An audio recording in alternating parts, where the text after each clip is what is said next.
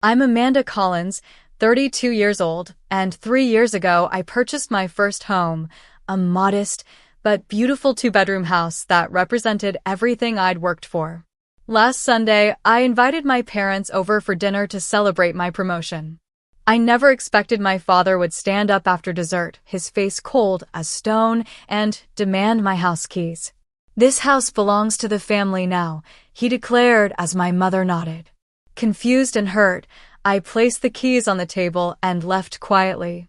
The next morning, when the mortgage company called, everything changed. Before I tell you how I discovered my parents' secret plan, let me know where you're watching from in the comments. And if you've ever had family betray your trust, hit that like button and subscribe to hear what I did next.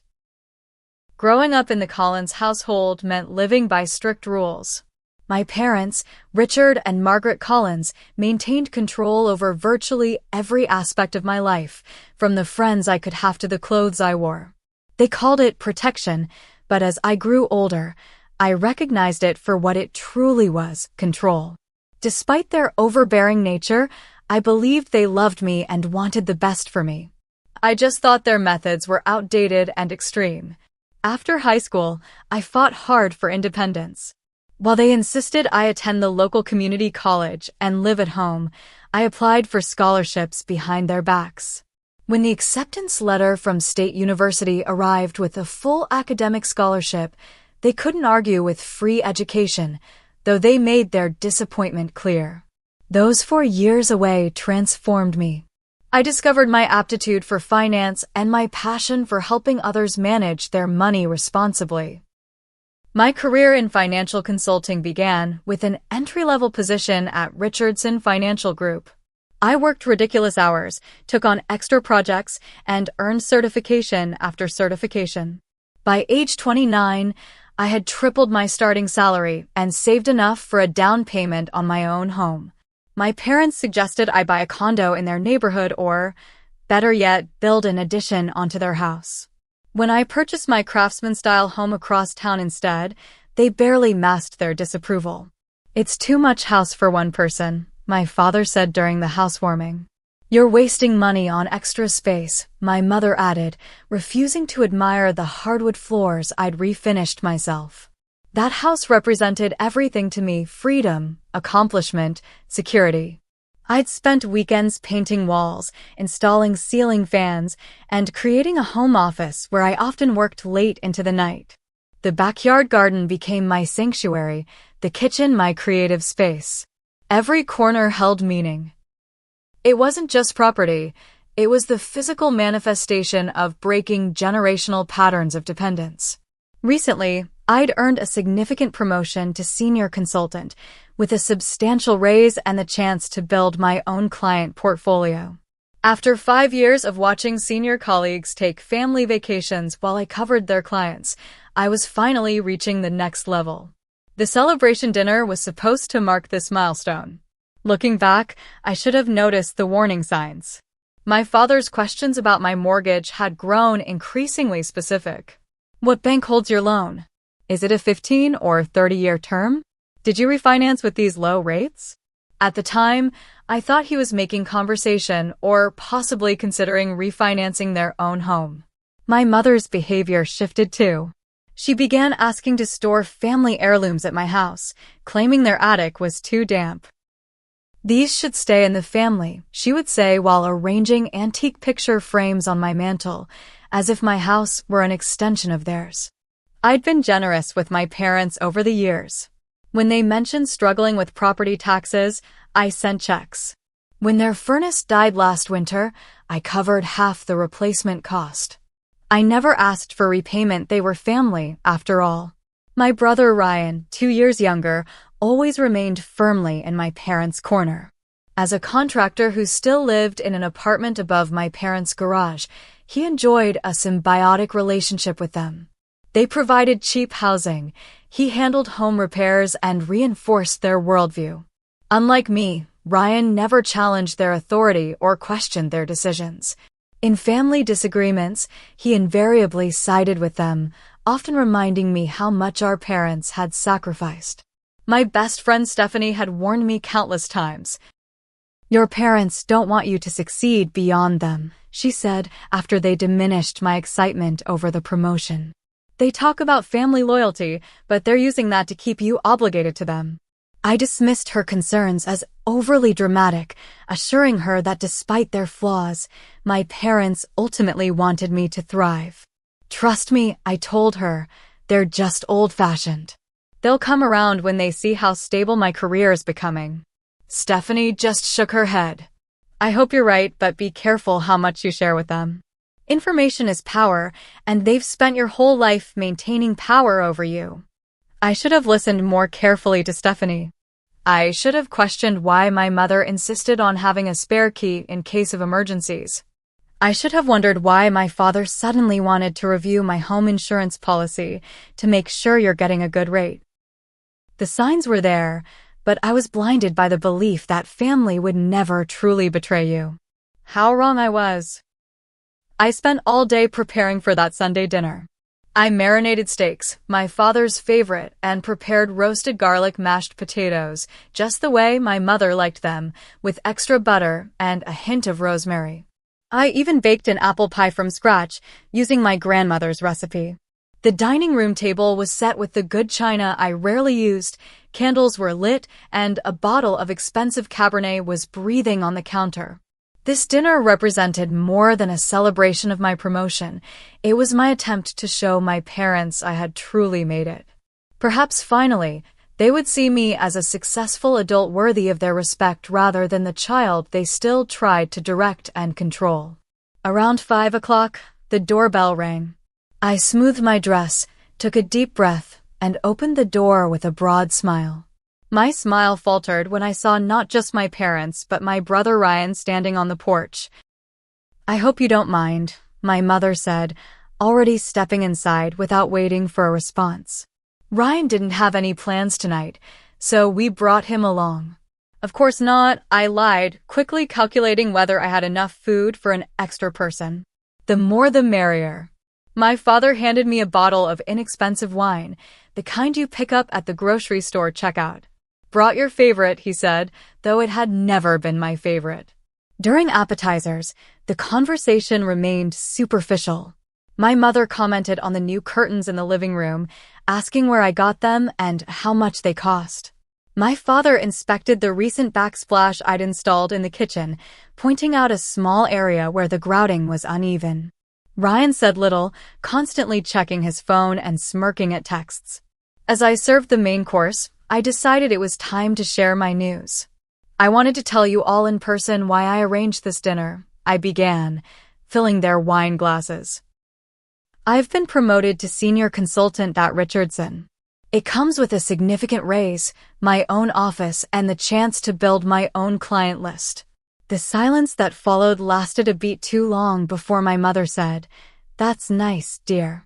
Will you have to work more hours? That doesn't seem healthy." My father chewed his steak thoroughly before asking, "How much more will you be making?" When I told him, his eyebrows rose slightly, and he exchanged a quick glance with my mother. "Well, good for you," he said finally. "About time they recognized your work." Ryan snorted softly. Must be nice to sit in an office all day for that kind of money. I felt the familiar disappointment settle in my stomach, but pushed it away. I'm really excited about the opportunities. I've worked really hard for this. Yes, you always were focused on your career, my mother said in a tone that made it sound like a character flaw. The meal continued with strained conversation.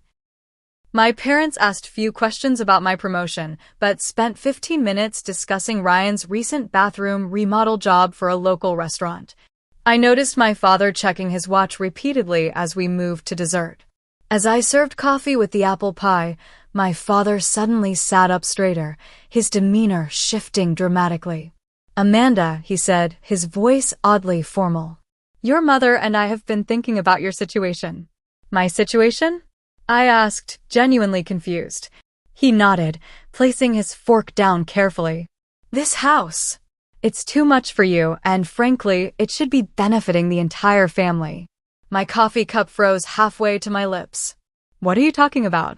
"We've discussed it at length," my mother interjected. "As your parents, We've invested everything in you, your education, your upbringing, all the opportunities you've had. This success you're experiencing is a direct result of our investment." Ryan was nodding along, a small smile playing on his lips. "Your home," my father continued, "is essentially the result of family investment. We've decided it's time to recognize that officially." "What exactly are you saying?" I asked, my voice barely audible. My father's face hardened. "We're saying that this house belongs to the family now. Your mother and I will be moving in, and Ryan will handle the renovations we've been planning." Ryan leaned forward. "I'm thinking we'll knock out that wall between the kitchen and dining room first, open up the floor plan. Mom's always wanted an open concept." I looked from face to face, waiting for someone to break into laughter, to reveal this as some elaborate, albeit cruel, joke. But their expressions remained serious, expectant even. "This is my house," I said slowly. "I bought it with my money. My name is on the deed and the mortgage." "Details," my father waved dismissively. "We're family. What's yours is ours. That's how it works." "No," I said, my voice stronger now. "That's not how it works. I bought this house. I pay the mortgage. It's mine." My mother's face took on the disappointed expression she'd perfected over decades. "After everything we've done for you, this is how you repay us?" "With selfishness." "Selfishness," I repeated incredulously. "How is owning what I paid for selfish?" "Leave your keys and get out," my father demanded, his voice rising. "This house belongs to the family now." My mother nodded in agreement, her lips pressed into a thin line. "You can't be serious," I whispered. "Deadly serious," my father replied. "We'll give you a week to remove your personal items. Ryan will supervise to make sure you don't take anything that should stay with the house." I felt as though I'd stepped into an alternate reality. These people, my family, were calmly discussing stealing my home, acting as if they had every right to it. The shock rendered me momentarily speechless. In that moment of stunned silence, my father extended his hand. "Keys." Now. Something inside me went very still and quiet. Without a word, I removed my house keys from my purse, placed them on the table, and stood up. I grabbed only my phone, wallet, and car keys. "You'll regret this," my father called as I walked to the door. I didn't respond.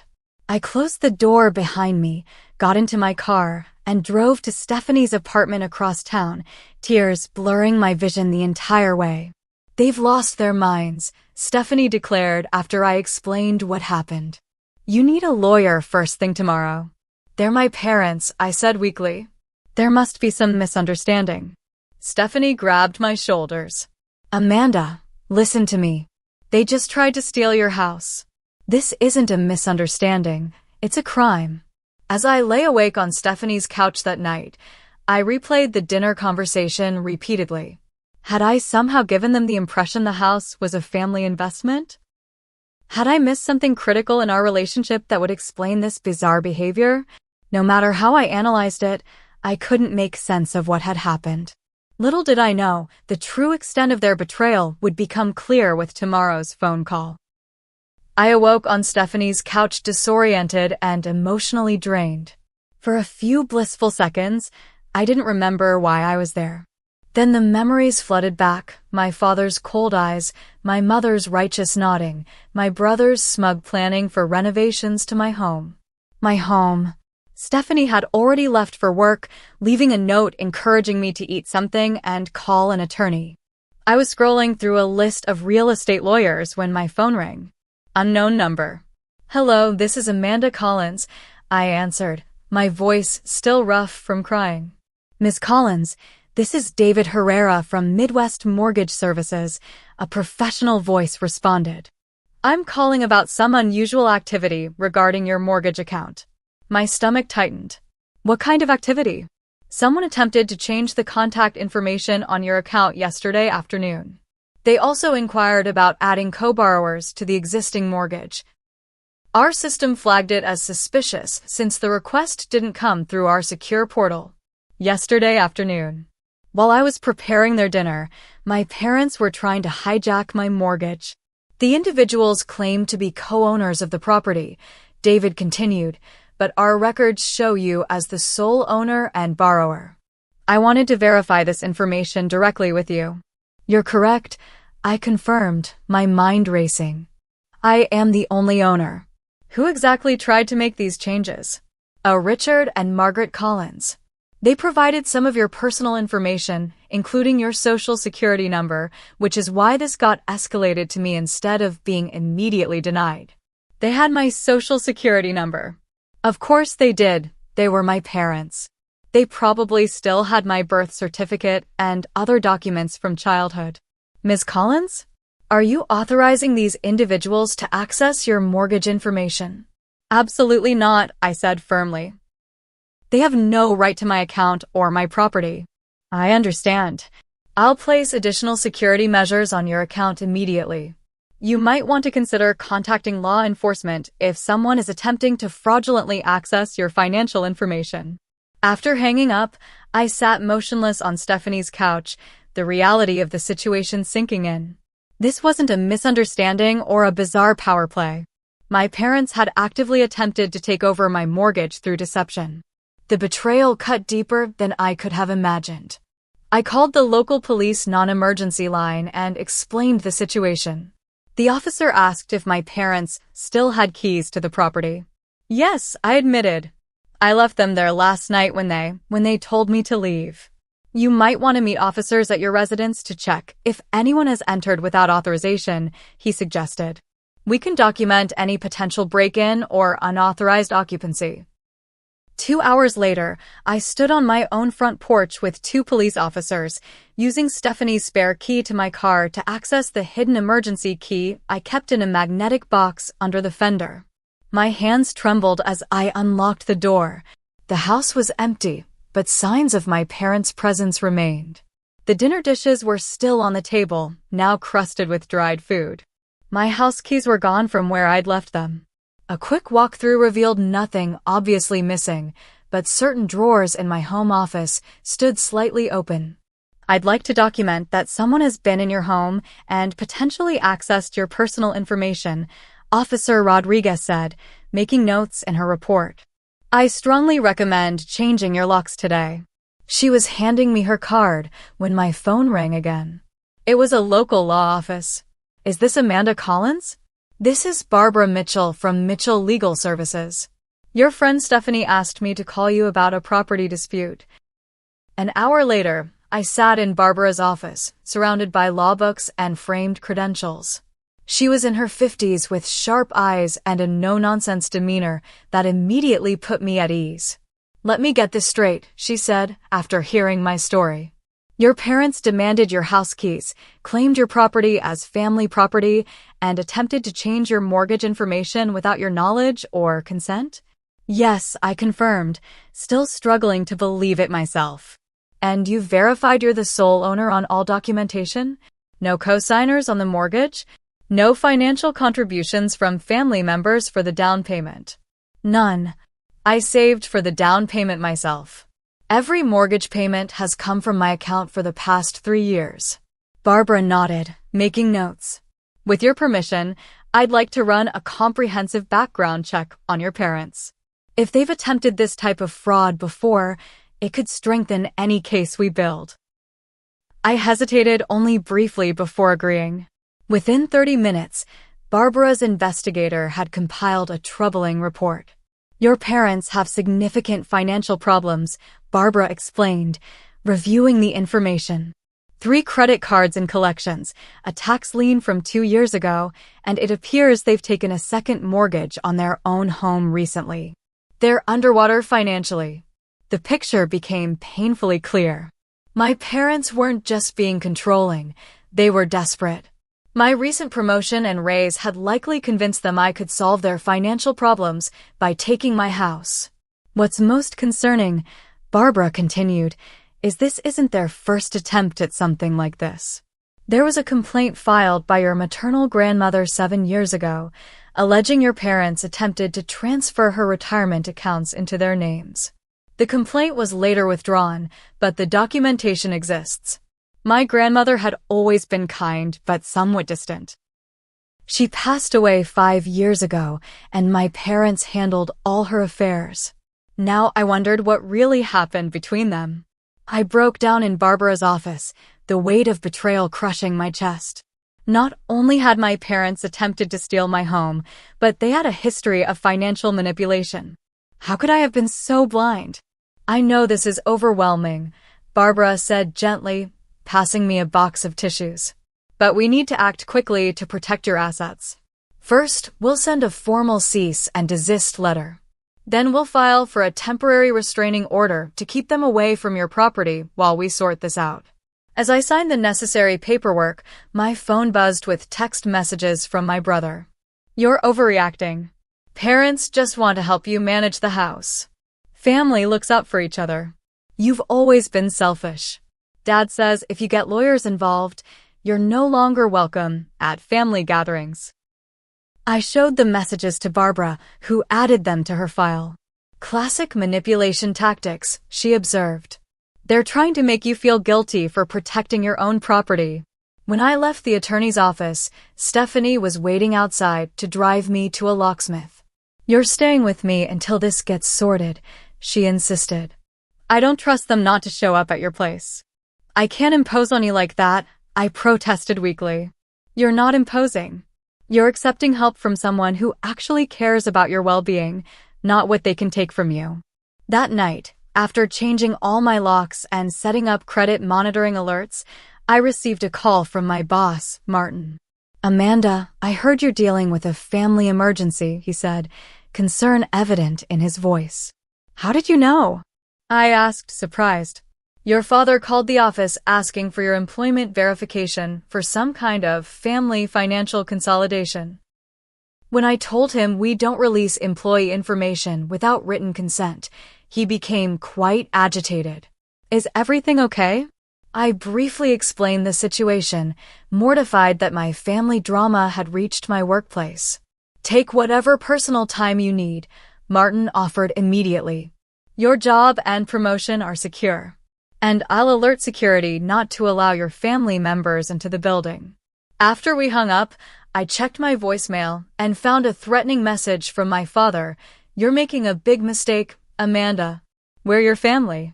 We have rights to what's yours. If you fight this, you'll regret it.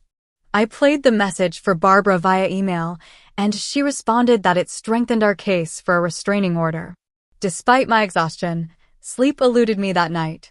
I lay awake in Stephanie's guest room, replaying my entire relationship with my parents, questioning every memory, every interaction. Had their love always been conditional? Had I always been viewed as a resource rather than a daughter? The thought unleashed a wave of grief so intense I could barely breathe. By dawn, I had made a decision. I would not only protect myself legally, but would also pursue every available option to ensure my parents couldn't victimize me or anyone else again. No matter how painful, I needed to stand my ground. 2 days after the disastrous dinner, I returned to my house accompanied by a police officer and a locksmith. Barbara had advised me to document everything and have official witnesses present. The new locks had been installed, and I was there to assess if anything had been taken during my absence. As we pulled into the driveway, I was shocked to see my parents' car and my brother's truck parked on the street. My stomach dropped. Those are my parents' vehicles, I told Officer Wilson. They shouldn't be here. Stay in your car until I check it out, he instructed, approaching my front door. Through my windshield, I watched him knock and identify himself. The door opened to reveal my father, looking indignant but not surprised. After a brief conversation, Officer Wilson motioned for me to join them. Walking up my own sidewalk felt surreal, like approaching a stranger's home. When I reached the porch, I could see past my father into the living room, where my mother and Ryan were rearranging my furniture. They had actually moved my couch to the opposite wall and were in the process of taking down the artwork I had carefully selected. Ms. Collins has identified you as unauthorized occupants of her residence, Officer Wilson stated formally. Can you provide documentation showing you have a legal right to be in this property? My father puffed up his chest. We're her parents. This house is family property. Do you have your name on the deed or mortgage? The officer asked. We don't need that. We're family, my father insisted. We contributed to her success, which paid for this house. That's not how property law works, sir. Unless your name is on the legal documents, you have no right to enter or occupy this residence without the owner's permission. My mother stepped forward, tears already forming. Amanda, how could you bring police to your family? We raised you better than this. I found my voice. How could you try to steal my house? You raised me better than that. Ryan emerged from the hallway carrying a box of what appeared to be my personal documents. This is ridiculous. We're just helping organize things. By taking my personal files? I challenged. Put that down, Ryan. Ms. Collins, Officer Wilson interjected. Do you want these individuals removed from your property? Yes, I said firmly, ignoring my mother's gasp. And I want to check what they've taken. What followed was one of the most uncomfortable experiences of my life. Under police supervision, my family was required to leave my home. My father grew increasingly agitated, making vague threats about family loyalty and how I would regret this betrayal. My mother alternated between crying and cold anger. Ryan simply glared at me, muttering about my true colors finally showing. After they finally left, I discovered several items missing: my grandmother's jewelry box, my birth certificate and social security card, financial documents including previous tax returns, and, oddly, several framed family photos. A quick check of my home office revealed they had accessed my computer, though I couldn't immediately tell what they might have viewed or taken. I'd like to file a report for the stolen items, I told Officer Wilson, who nodded sympathetically. You should also consider a restraining order, he advised. Family situations can escalate quickly. Over the next few days, that prediction proved painfully accurate. I received a barrage of accusatory text messages, not just from my immediate family, but from aunts, uncles, and cousins who had been fed a distorted version of events. How could you throw your parents out of your house? My Aunt Caroline wrote. Your parents gave you everything, and this is how you repay them, came from an uncle I barely knew. My father had apparently told everyone that they had invested significantly in my house, and I was now stealing family property. No mention of their unauthorized entry or attempted mortgage fraud. My parents even created social media posts painting themselves as victims of an ungrateful daughter, tagging mutual friends and extended family. The public shaming was excruciating, particularly when former high school classmates and distant relatives began commenting with their disappointment in me. Stephanie helped me draft a simple, factual response that I sent privately to those who reached out. I'm sorry you've been given incorrect information. My parents attempted to claim ownership of my home, which I purchased independently. This is now a legal matter, and I won't be discussing it further. Some backed off immediately, but others doubled down, insisting that family matters should stay private and I should work things out without lawyers. Few seemed concerned about the actual facts. Meanwhile, my attorney received a certified letter from a lawyer my parents had retained, claiming they had a verbal agreement that my home was a family investment property and demanding mediation. Barbara assured me their claims had no legal merit, but the stress was taking its toll. I couldn't sleep. I barely ate. Going to work became an exercise in maintaining a professional facade while falling apart inside. I jumped at every phone notification, dreading another attack from my family. Then one evening, returning home from work, I found my porch light broken and a note tucked into my door frame. Family takes care of its own. One way or another. The implied threat sent me straight to Barbara's office the next morning. She immediately filed for an emergency restraining order against my parents and brother. This crosses a line, she said, reviewing the police report I'd filed about the note. Their behavior is becoming increasingly concerning. While I recognized the necessity of legal protection, a part of me still hesitated at completely severing ties with my family. Despite everything, these were the people who had raised me, who had attended my graduations, who featured in holiday memories and childhood photos. Could I really cut them out of my life entirely? I know this is difficult, Barbara said gently, reading my expression. But ask yourself, if these weren't your parents, if they were friends or colleagues who treated you this way, would you hesitate to protect yourself? That night, I lay awake in my newly secured home, surrounded by new security cameras and motion sensor lights, feeling more alone than I ever had. Around 3 a.m., I finally admitted to myself what I had been avoiding. The parents I thought I had, flawed but loving, didn't exist. The people who tried to steal my home were showing me who they truly were, perhaps who they had always been.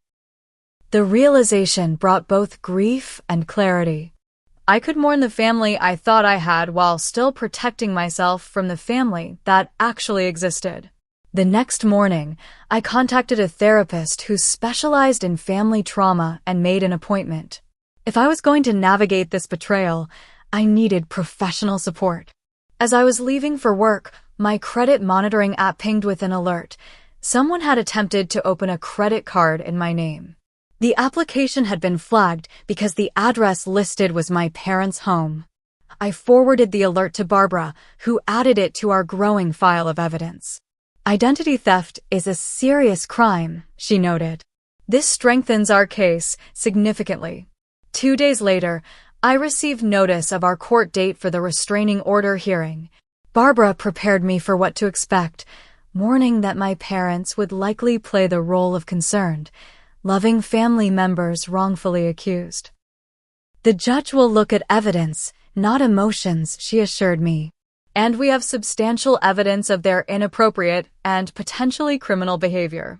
The night before the hearing, I could barely function from anxiety. The thought of facing my family in court, of publicly acknowledging their betrayal, made me physically ill. But beneath the anxiety was a growing sense of resolve. I had done nothing wrong. I had worked hard for everything I had.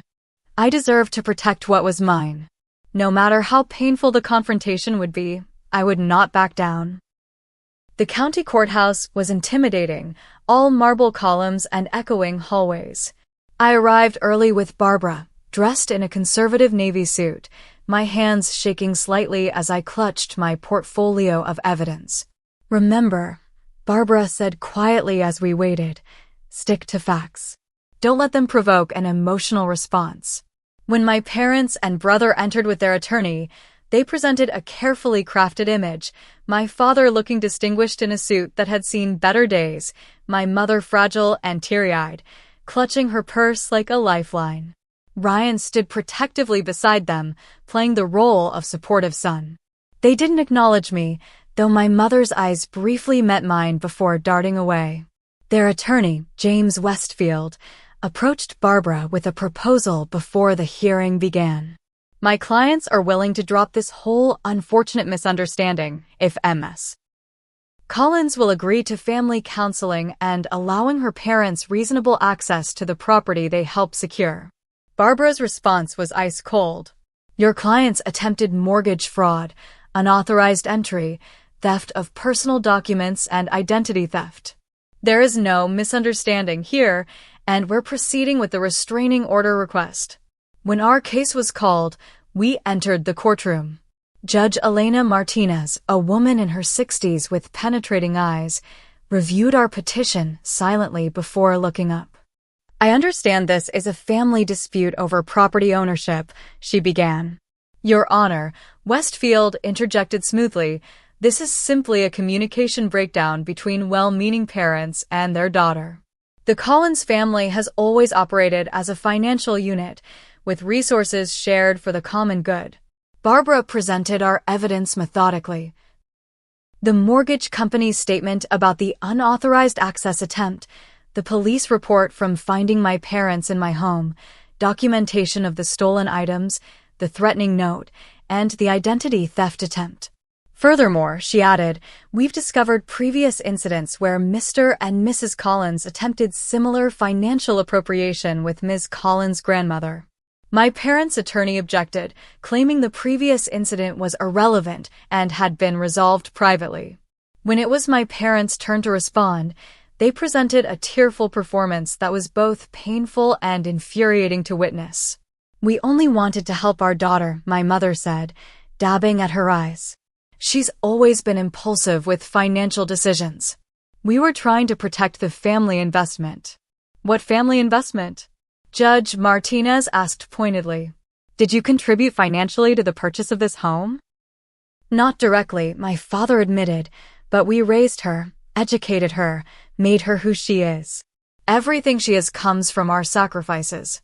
The judge's expression remained neutral, but her questions became increasingly specific about financial transactions, legal documents, and the timeline of events.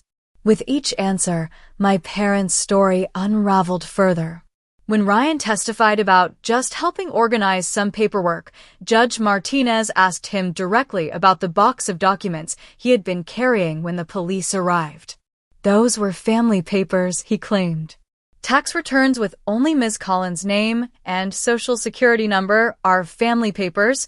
the judge asked skeptically. By the end of the hearing, Judge Martinez had heard enough. She granted the temporary restraining order, prohibiting my parents and brother from coming within 500 feet of my home or workplace for the next 90 days.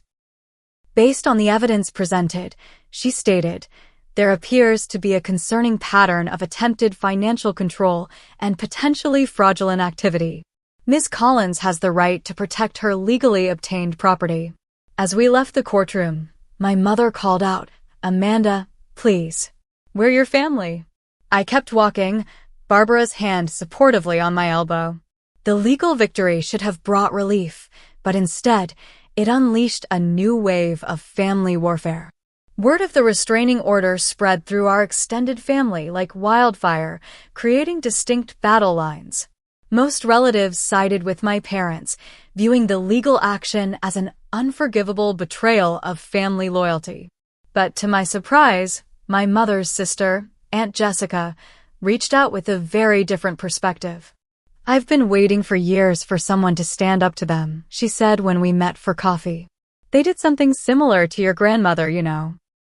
Tried to convince her she was incapable of managing her finances and nearly took control of her accounts.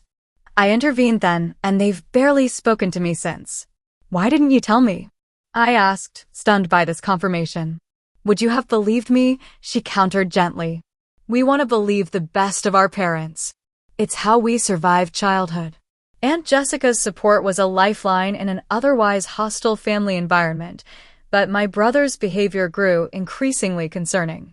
Despite the restraining order, he began driving past my house regularly. Neighbors reported seeing his truck parked down the street on multiple occasions. He never approached the house directly, careful not to technically violate the order, but his presence felt threatening nonetheless. Meanwhile, anonymous notes appeared in my mailbox. "Family sticks together," and "Blood is thicker than water," and, most disturbingly, "You can't hide behind lawyers forever." I reported each one to the police, but without direct evidence of who left them, there was little they could do. The stress began affecting my work performance. Despite Martin's understanding, I found myself making uncharacteristic errors, missing details in client presentations, forgetting important calls. The promotion I had worked so hard for was becoming jeopardized by my family's relentless campaign. Barbara suggested installing additional security measures. "Your parents and brother might be escalating because the legal system didn't give them what they wanted," she explained. "Sometimes this kind of behavior gets worse before it gets better." I invested in a comprehensive security system with cameras covering every approach to my home. I changed my phone number and email address, creating special filters to catch messages from my family's known accounts. I even began varying my routes to work and checking my car before driving.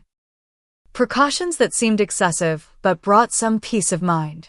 3 weeks after the restraining order was granted, I discovered someone had attempted to access my bank accounts online, triggering security protocols that locked the accounts. The IP address traced back to my parents' internet service provider. Barbara added this to our growing file and suggested we pursue additional legal charges. "They're not respecting the restraining order's spirit, even if they're careful about the letter of the law," she pointed out. We need to show there are serious consequences for this behavior. The final straw came when a client mentioned receiving a disturbing email about me, supposedly from a concerned family member, claiming I was mentally unstable and financially irresponsible. Similar emails had been sent to several clients and to Martin. Fortunately, Martin recognized the allegations as baseless and alerted me immediately. "This crosses every professional and personal boundary," he said, forwarding me the email. "Our legal team will address this as defamation against an employee." With this new evidence, Barbara filed for a permanent restraining order and added claims of defamation, harassment, and ongoing attempted fraud. The hearing was scheduled for the following week. This time, I entered the courtroom with less anxiety and more righteous anger. My parents' actions had gone beyond a misguided attempt to control my assets. They were now actively trying to destroy my professional reputation and livelihood. Judge Martinez remembered our case and reviewed the new evidence with visible concern. "This pattern of escalation is deeply troubling," she noted. "What began as a property dispute has evolved into what appears to be a coordinated campaign of harassment." My father's indignant denials fell flat in the face of digital evidence linking the defamatory emails to my parents' computer. My mother's tears seemed rehearsed rather than genuine. Even their attorney appeared uncomfortable with the direction the case had taken. "Your Honor," my father interrupted during Barbara's presentation, "this is all being blown out of proportion. We're just trying to help our daughter who clearly isn't thinking clearly." Judge Martinez fixed him with a stern look. "Mr. Collins, I suggest you allow your attorney to speak for you. Your interventions are not helping your case." When Ryan's turn came to testify about his repeated presence near my home, his explanation was both flimsy and revealing. "I was just checking on my sister's property, making sure everything was okay. Despite the restraining order prohibiting you from coming within 500 feet of that property," the judge asked. "Family obligation trumps court papers," Ryan replied, his true perspective finally showing through the careful facade. "That is not how the law works, Mr. Collins," Judge Martinez stated firmly. The judge not only granted the permanent restraining order, but also issued a stern warning that any further violations would result in criminal charges. "The court takes harassment and attempted fraud very seriously," she emphasized. "Family relationships do not exempt anyone from legal consequences for harmful actions." As the ruling was announced, Ryan suddenly stood up. "This is bullshit," he shouted. "She's turning her back on family. She owes us." "Restrain your client," Judge Martinez ordered their attorney as bailiffs approached. "Contempt of court," the judge declared as Ryan continued his tirade. "Mr. Collins will spend the night in county jail to reflect on appropriate courtroom behavior." Watching my brother being led away in handcuffs should have felt like vindication. Instead, it filled me with a profound sadness. How had we reached this point? The family I grew up with was now unrecognizable to me, transformed by greed and entitlement into people I no longer knew or wanted to know. As Barbara and I left the courthouse, she squeezed my shoulder gently. "It's never easy when family turns on you," she said. "But you've handled this with remarkable strength." I didn't feel strong. I felt hollowed out, exhausted by months of constant anxiety and grief. The legal battle might be won, but the emotional war was far from over. 3 months after the final restraining order was issued, I was slowly rebuilding my life. The security measures had become routine. The panic attacks were less frequent. My work performance had stabilized, and I was finally beginning to enjoy the benefits of my promotion. Then came the text message from an unknown number. "We should talk. Coffee at Sterling's tomorrow?" "Dad." My heart raced as I forwarded the message to Barbara, who confirmed it technically violated the restraining order, but advised letting it go unless they persisted. "Sometimes it's better to conserve your emotional energy," she suggested. "They may be testing boundaries."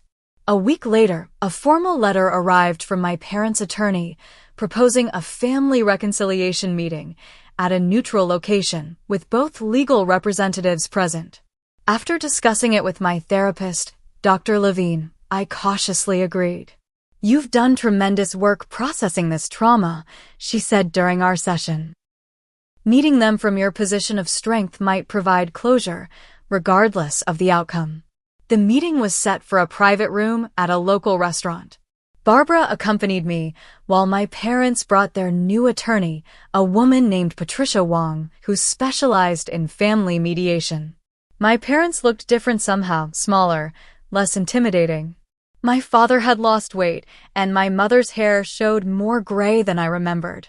They sat stiffly across the table, hands clasped before them like penitent schoolchildren. "Thank you for agreeing to meet," my father began formally. "We've had time to reflect on our actions." What followed was not quite an apology. They acknowledged misunderstandings and poor communication, but stopped short of taking full responsibility for their attempted theft and subsequent harassment. "We only wanted what was best for the family," my mother insisted. "Perhaps our methods were misguided." "Misguided?"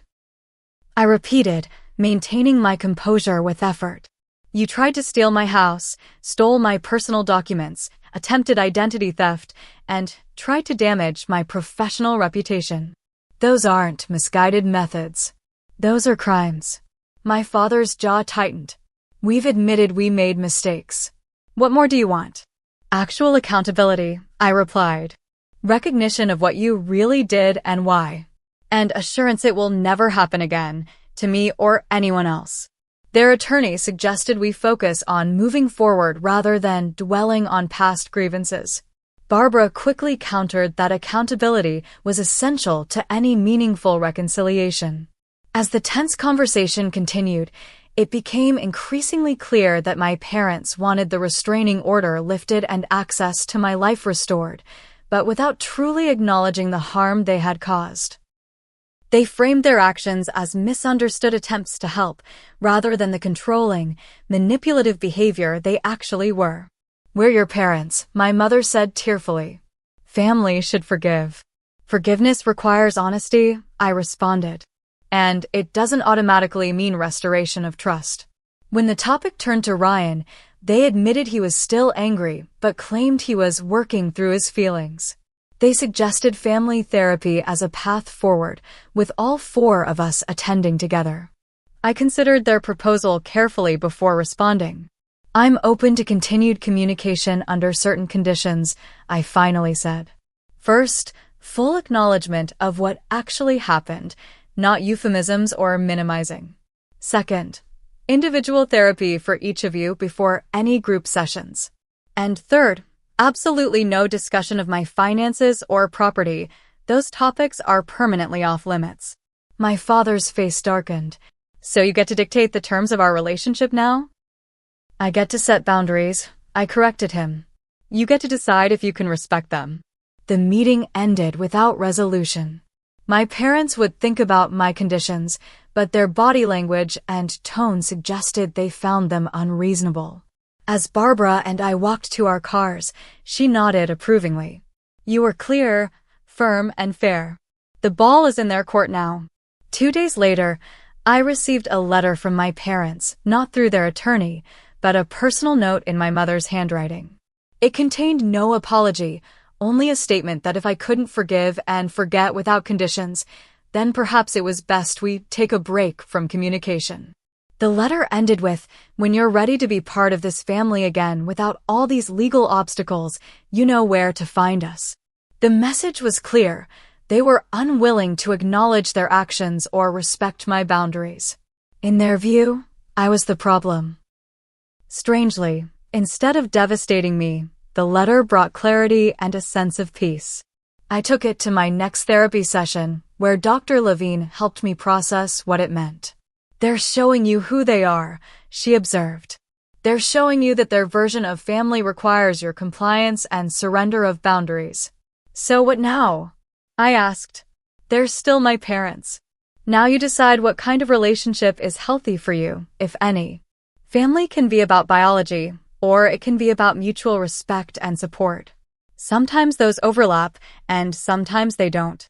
Over the following weeks, I made a conscious decision to focus on rebuilding my life rather than fixing a family dynamic that the other parties had no interest in changing.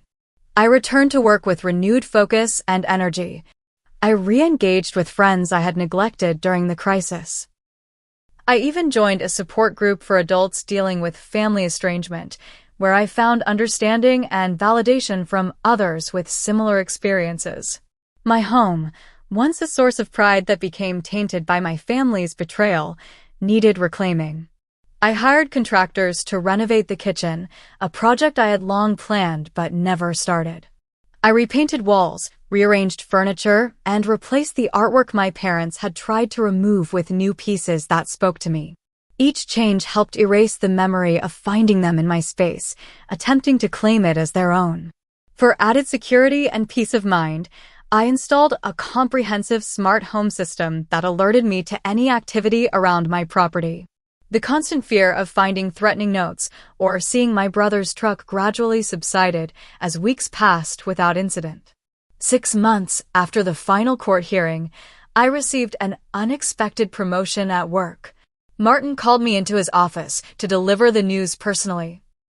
"The way you handled yourself during that family crisis impressed everyone in upper management," he said. "You showed remarkable professionalism and resilience under extreme stress. Those are exactly the qualities we need in our new director of client services." The irony wasn't lost on me. The very crisis my family had created ultimately advanced the career they had tried to diminish. In attempting to control me, they had inadvertently pushed me toward greater independence and success. As the holiday season approached, traditionally a difficult time for those estranged from family, Stephanie and several other friends invited me to join their celebrations. "Chosen family is still family," Stephanie insisted. "Sometimes it's the healthier version." The first Thanksgiving without my parents and brother felt strange, but not as painful as I had feared. Surrounded by friends who genuinely supported me and respected my boundaries, I found myself enjoying the holiday in a way I hadn't in years. There was no walking on eggshells, no subtle criticisms of my life choices, no tension beneath the surface pleasantries. In early December, I ran into my brother at the grocery store, our first encounter since the courtroom. He saw me first, his face registering shock before hardening into a scowl. I prepared myself for confrontation, but instead, he simply turned his cart around and walked in the opposite direction. His retreat, rather than aggression, confirmed that something fundamental had shifted in our family dynamic. Later that month, I received holiday cards from several extended family members who had initially sided with my parents. The messages were cautious but friendly, suggesting that perhaps the tide of family opinion was turning as more relatives recognized the truth of the situation. Aunt Jessica invited me to her New Year's gathering, gently mentioning that my parents would not be attending.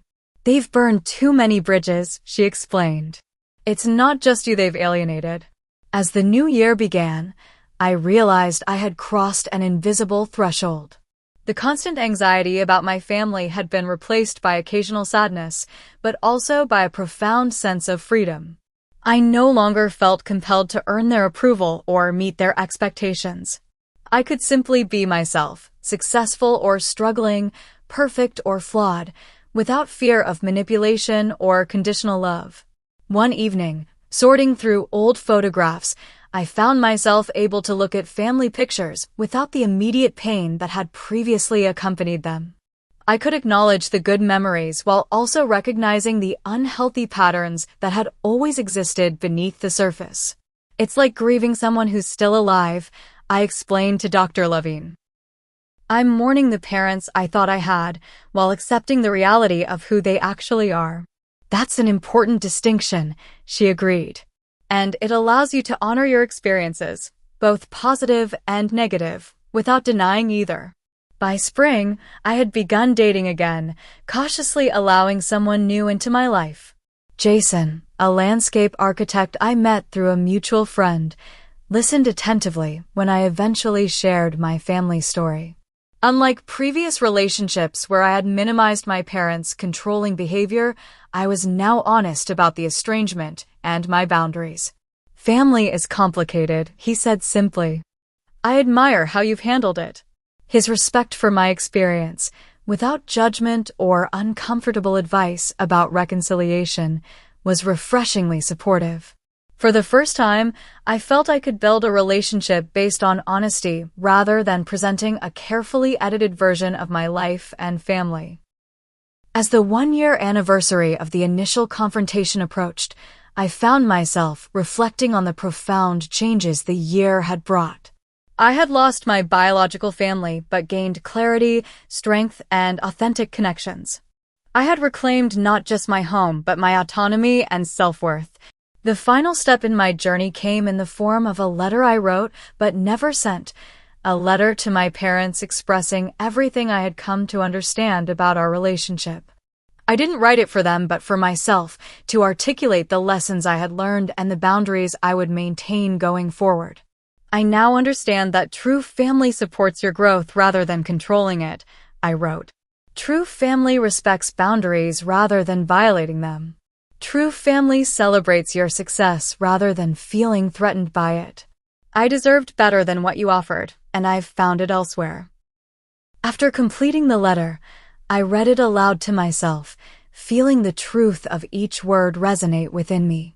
Then I placed it in a box along with old family photos and mementos, not to forget, but to acknowledge that chapter of my life while continuing to write new ones. I had survived my family's betrayal and emerged stronger, wiser, and more authentic. The house keys they had demanded that Sunday evening had become symbolic of a larger truth. I held the keys to my own life, and I would never again surrender them to anyone who didn't respect my right to use them as I chose. 1 year after that fateful Sunday dinner, I hosted a housewarming party to celebrate the complete renovation of my home. The kitchen now featured the open concept my brother had ironically envisioned, but designed to my specifications with gleaming quartz countertops and custom cabinets. The living room had been repainted in soothing sage green, and new hardwood floors ran throughout the main level. Every change represented a conscious choice to reclaim my space and transform it from a site of trauma into a sanctuary. Stephanie arrived early to help with final preparations, bringing a house-shaped ornament engraved with Amanda's Haven. It's officially been a year, she said, hanging the ornament on a potted ficus near the entryway. How are you feeling? Lighter, I replied after considering the question. Like I've put down something heavy I didn't realize I was carrying all my life. The gathering included colleagues, friends from my support group, Aunt Jessica, and even Barbara, who had become more than just my attorney. The house filled with conversation and laughter, a stark contrast to the tension-filled family gatherings of my past. My journey toward healing hadn't been linear. There were still days when grief ambushed me, usually triggered by small things, finding an old birthday card signed, "Love Always, Mom and Dad," hearing a song that reminded me of childhood road trips, or simply driving past their neighborhood. But those moments no longer derailed me completely. I had developed tools to acknowledge the pain without being consumed by it.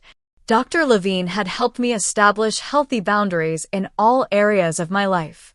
I learned to recognize warning signs in relationships, personal and professional, and to address concerns directly rather than accommodating behaviors that made me uncomfortable. The people worth keeping in my life respected these boundaries. Those who didn't naturally filtered themselves out. My promotion to Director of Client Services came with new responsibilities that challenged and energized me. I found myself mentoring younger colleagues, particularly those struggling with work-life balance or family pressures. My experience had given me perspective and empathy that made me a more effective leader. You've helped me stand up to my parents about career choices, Emily, a junior consultant, told me during a mentoring session. Seeing how you've thrived despite family conflict gives me hope. Though I never shared the specific details of my family situation at work, the general outline of my story had spread, and several colleagues confided similar experiences. What once felt like a shameful secret became a source of connection and mutual support. The community support group I joined eventually asked me to co-facilitate meetings. Twice monthly, I sat in a circle with others navigating family estrangement, sharing strategies for holidays, handling mutual acquaintances, and processing the complex emotions that accompanied setting boundaries with parents or siblings. Family estrangement isn't a failure, I often reminded the group. Sometimes it's the healthiest choice available when reconciliation requires sacrificing your well-being or identity. 3 months after my housewarming, I encountered my brother unexpectedly at the hardware store. Our eyes met across the paint section, and his face immediately hardened. Instead of avoiding me as he had previously, he approached with barely contained hostility. "Mom's been sick," he said without greeting. Not that you'd care. The accusation stung, but I maintained my composure. "I'm sorry to hear that. I hope she's getting good care. Now you're concerned?" After tearing the family apart, his voice rose, drawing attention from nearby shoppers. "Ryan, this isn't the place for this conversation," I said quietly. "There is no place for it because you chose lawyers over family," he snapped before walking away, leaving his shopping basket abandoned beside the paint chips. The encounter left me shaken, but also confirmed I had made the right decision. Ryan's anger remained unchanged, showing no recognition of the harm my parents had attempted to cause. In his narrative, I remained the villain for protecting myself. Through Aunt Jessica, I occasionally heard updates about my parents. Their financial troubles had apparently worsened. They had been forced to refinance their home again and were considering downsizing. My father had taken a part-time job in retirement, and my mother complained frequently about their circumstances to anyone who would listen. "They still blame you," Aunt Jessica reported candidly. "In their version, you owe them for raising you, and your success should be their retirement plan." Rather than satisfaction at their struggles, I felt a complicated mix of sadness and relief, sad for the relationship we might have had under different circumstances, but relieved that their financial problems were no longer mine to solve. My own relationship with money had transformed. Working with a financial therapist alongside Dr. Levine helped me recognize unhealthy patterns I had absorbed from my family, equating money with worth, seeing financial success as something to hide or apologize for, and feeling guilty about setting boundaries around lending and giving. "Money is just a tool," my financial therapist emphasized. "It's not a measure of your value as a person, and it's not something you owe to others simply because they want it." This perspective allowed me to be more intentional with my finances. I established a structured giving plan, supporting causes I believed in rather than responding to emotional manipulation. I created clear guidelines for when and how I would help friends in need, ensuring my generosity came from choice rather than obligation or guilt. Perhaps the most significant development in my healing journey was my growing relationship with Jason. Unlike previous partners who found my family situation too complicated or pressured me to reconcile for the sake of harmony, Jason respected my boundaries without question. "Your family experience is part of you," he said during a deep conversation about our backgrounds, "but it doesn't define you. You've built something beautiful from a difficult situation." His own family was close-knit but respectful of adult children's autonomy, a dynamic so different from my experience that it initially felt foreign. The first time I attended a holiday gathering with them, I braced myself for underlying tension or passive-aggressive comments that never came. Instead, I witnessed genuine affection and healthy disagreement. Family members who could differ in opinion while still respecting each other. "Is your family always like this?" I asked Jason afterward. "Like what?" "So, normal. Functional. No one tried to manipulate anyone or stormed out or made cryptic comments about disappointment." He laughed before realizing I was serious. "That's how family should be, Amanda. Supportive but not enmeshed. Loving without conditions."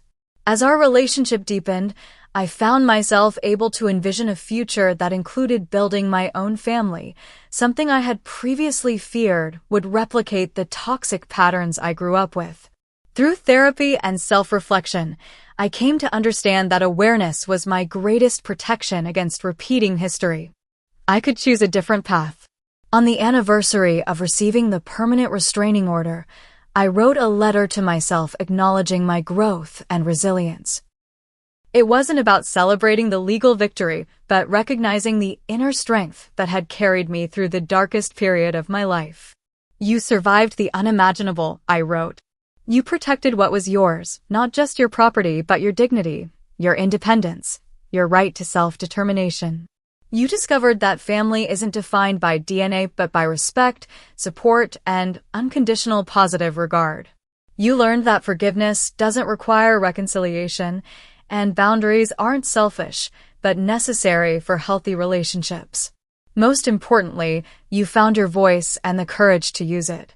This letter, unlike the one I had written to my parents, I kept in my nightstand drawer to read whenever doubts crept in or when lingering guilt threatened my peace.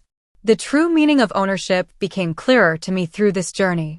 Owning property was significant, but owning my life, my choices, my values, my right to determine who had access to my heart and home was the real achievement. My parents had attempted to claim ownership of everything I had built, but in doing so, they forced me to recognize my ultimate authority over my own existence. The question of forgiveness arose frequently in therapy and support group discussions. Many people assumed forgiveness was necessary for healing, but my experience suggested something more nuanced. I had come to a place of acceptance about my parents' limitations and the reality of our relationship. I no longer carried active anger or resentment that poisoned my daily life. But traditional forgiveness, the kind that restored trust and relationship, felt inappropriate without acknowledgement or change from my parents. Perhaps there's a difference between forgiveness and reconciliation, Dr. Levine suggested. You can release the burden of anger without resuming a relationship that caused harm. This distinction brought peace. I could wish my parents well from a distance, hope for their growth and healing, without subjecting myself to further attempts at control or manipulation. I could acknowledge the good they had provided in my childhood without using it to justify or excuse the harm they had attempted as adults. Building a life on an authentic foundation became my focus moving forward. Every relationship, every commitment, every goal needed to align with my core values rather than external expectations or fear of disapproval. This clarity brought confidence in decisions that previously would have caused anxiety about others' reactions. As the seasons changed and another year began, I found myself reflecting on the paradox of my family's betrayal. In trying to take what was mine, they had inadvertently given me something precious. The courage to define family on my own terms and build connections based on mutual respect rather than obligation. During a quiet moment at home, surrounded by the space I had reclaimed and transformed, I considered how to share this journey with others who might be struggling with similar family dynamics. The support group was one avenue, but perhaps there were other ways to transform my experience into something that could help others. What does family truly mean? Is it defined by blood and legal ties, or by the quality of connection and respect between individuals? How do we honor our needs for both belonging and autonomy?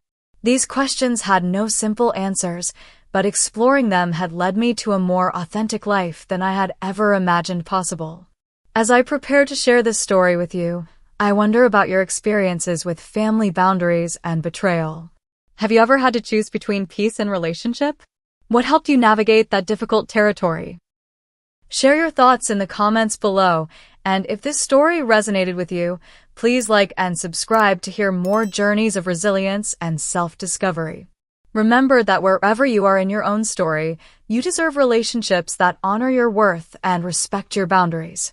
Thank you for witnessing my truth, and I wish you courage on your own path toward authentic connection.